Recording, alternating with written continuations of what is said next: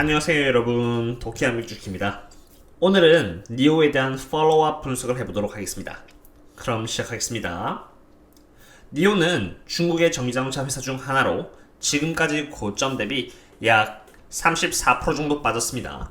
저희들이 이 영상을 통해서 알아보고 싶은 부분은 니오라는 회사의 펀더멘탈, 밸류에이션, 그리고 미래 전망을 알아보고 과연 지금까지 니오의 주가가 보여준 34%라는 하락이 정당한지 아닌지를 보고자 합니다.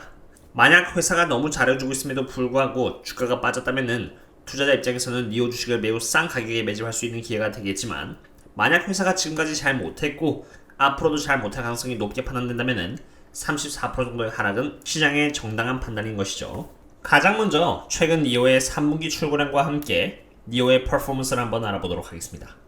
2021년 9월 달에 니오는 1628개의 자동차를 출고하면서 지난해 동분기 대비 2020년 9월 달 출고량 대비해서 125.7%의 성장률을 달성해 보였습니다.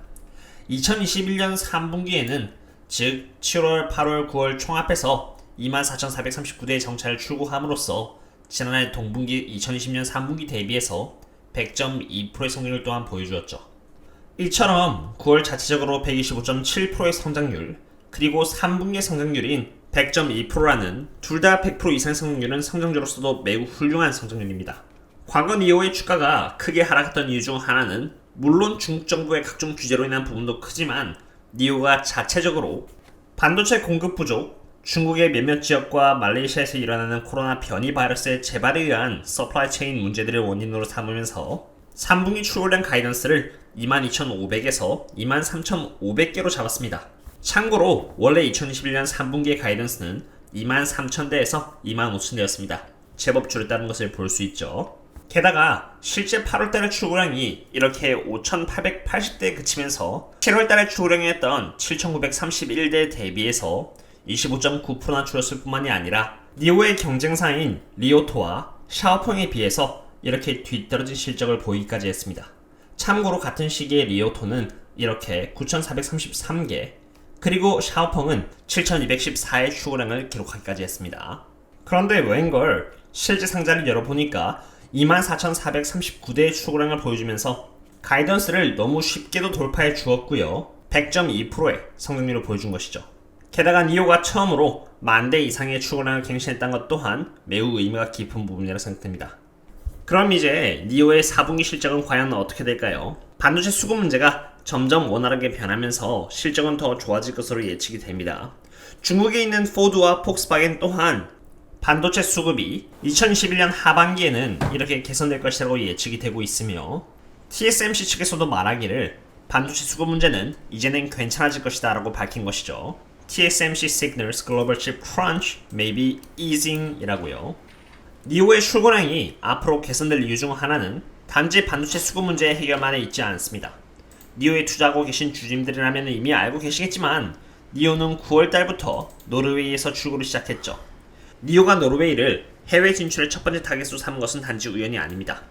보시다시피 노르웨이는 전 세계에서 가장 빠르게 전기자동차를 도입하고 있는 나라로 2020년에 벌써 자동차 매출 부분의 74.8%가 전기자동차였습니다.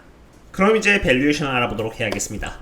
니오의 경우는 최근 출고량이 너무 좋게 나왔으며 반도체 공급난이 개선될 것이라는 전망이 뒤따르면서 2022년 기준 연 매출액의 성장률 67%와 함께 9.40 빌리언 달러 정도의 매출액을 기록할 것으로 예상이 되고 있는데요. 니오의 지금 시총은 이렇게 58.97 빌리언 달러니까 이것을 2022년 예상 매출액인 9.4 빌리언 달러로 나누면은 니오의 PS4 멀티플은 6.27로 저평가되었다고 판단이 됩니다. 니오의 기업 퍼포먼스가 좋으니까 니오가 앞으로도 매출을 계속 높여갈 것이라는 예상치가 나오는데, 오히려 반대로 주가가 떨어지니까 시총이 떨어지고요. 시총 대비해서 분모를 의미하는 예상 매출액은 올라가니까 PS4 멀티플은 낮아지는 것이죠. 상대적 저평가를 의미합니다. 실제로 골드만삭스의 애널리스트 페이팡은 중립에서 이렇게 매수로 등급을 바꾸었고요. 타겟 프라이스는 56달러로 그대로 유지시켰습니다. 상하이에 헤드쿼터를 두고 있는 니오에 대해서 분석을 한다면 당연히 중국 정부에 대한 부분을 무시할 수는 없겠죠. 지금까지 차량 공유 기업에 대한 규제, 비디오 게임 규제, 철광산업 규제 등 수많은 규제가 중국 정부로부터 발표되면서 중국 기업들의 심리가 굉장히 위축되었는데요. SPDR S&P China ETF가 지난 52주 전고점 대비해서 30% 이상 빠진 가운데 니오는 크게 하락하지 않았고요. 앞으로도 니오는 이러한 규제 속에서도 괜찮을 것이라고 개인적으로 생각됩니다. 콜롬비아 대학교에서 만들어진 아티클에 따르면 중국 정부는 전기자동차 기업에 대해서 다음과 같은 태도를 취하고 있는 것을 알 수 있었습니다. 첫 번째는 Zero Emission Vehicle Mandate, 즉 친환경 자동차는 필수적인 부분으로 자동차 생산기업 및 수입기업들은 2019년 10%의 전기자동차를 만들거나 수입해 와야 한다는 부분이 필수 조항으로서 붙었습니다. 그리고 2020년에는 10%에서 12%로 늘었죠. 이러한 조항은 3만 대 이상의 자동차를 만들거나 수입해오는 기업들을 대상으로 한 것입니다. 이러한 조항을 만족시키지 못할 경우에는 이러한 조항을 과하게 만족시키는 회사들로부터 크레딧을 구매하여 조건을 만족시켜야 합니다.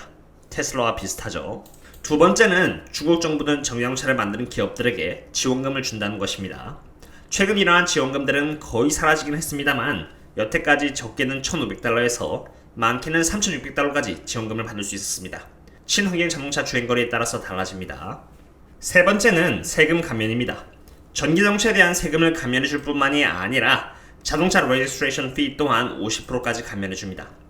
여기 보시면은 tens of thousands of the RMB 정도를 구매자 입장에서는 아낄 수 있다고 하는데 이것을 달러로 변환한다면은 몇천 달러 정도는 된다고 합니다. 그 이외에 보시다시피 이렇게 굉장히 특혜들이 많다는 것을 볼 수 있는데요. 그 중에서도 니오는 중국 정부의 서포트를 받고 있는 것으로 보입니다.